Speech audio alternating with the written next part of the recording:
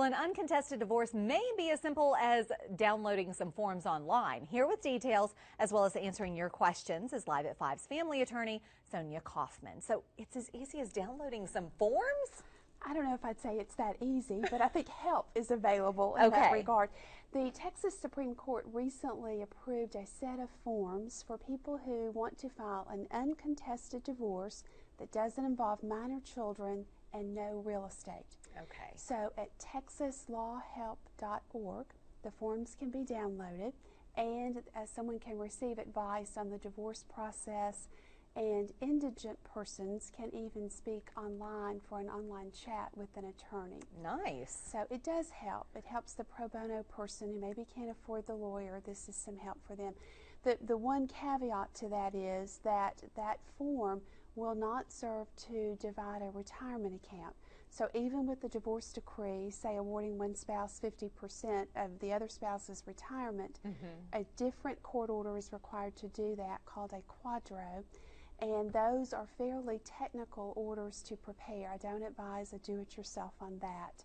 But I will say that those forms can be obtained from the plan administrator. So if someone is brave and wants to try to divide their retirement, they need to take that extra step. Good luck. And I also wanted to tell you about the free legal line that's coming up next week. Because we seem to get so many questions from people needing pro bono help. Yes. So and we do have a full screen on this, honey. Okay. The free legal line is next Thursday, October 24th. It is sponsored by the Jefferson County Bar Association, and it will operate from the hours 5 p.m. to 7 p.m. And I guess the number is shown on screen, 719-5999. So someone who needs some brief legal advice can call in during those hours and speak with an attorney. Very nice. That's very good. Help. Yes, because we do get lots of questions about that every single time you come on the show. We do. Let's go to some of our viewers' questions, because we've got lots of those. This person wants to know, what rights do grandparents have as far as grandchildren go? What steps need to be taken to obtain custody? A grandparent has standing to file for custody if they can show that the child's present circumstances would substantially impair either the child's physical health or emotional development.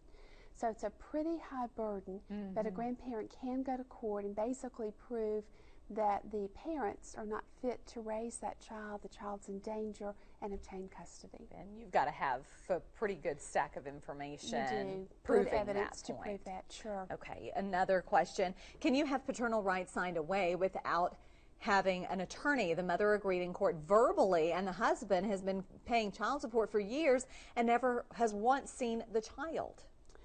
Well, someone can sign a voluntary relinquishment of their parental rights, but for the rights to actually be terminated, a court order is required. So if I were this person, I would go to the court's file, go to the district clerk's office, look at the file, and see if an order of termination was ever actually signed. If this father is continuing to pay child support, though, that would not be consistent with the termination of his rights. Okay.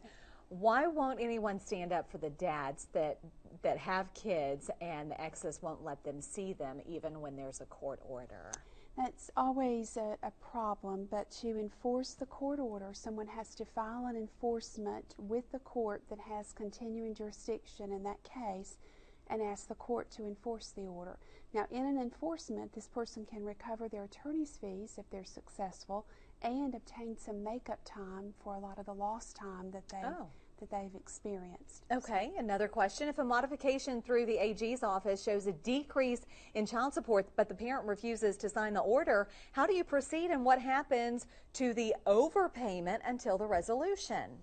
It sounds like this person is in the process of child support review through the AG. That's an administrative process initially. So the caseworker may have said that the decrease is warranted, but until it becomes an order of the court, the previous order stands. Paying. Yes. All right. As always, we appreciate you coming and answering questions. Unfortunately, we're out of time. Here's another number we'd like to pass along, the Lone Star Legal Aid. Yes, someone who is indigent can contact Lone Star Legal Aid to see if they qualify for a pro bono attorney. Okay, easy enough.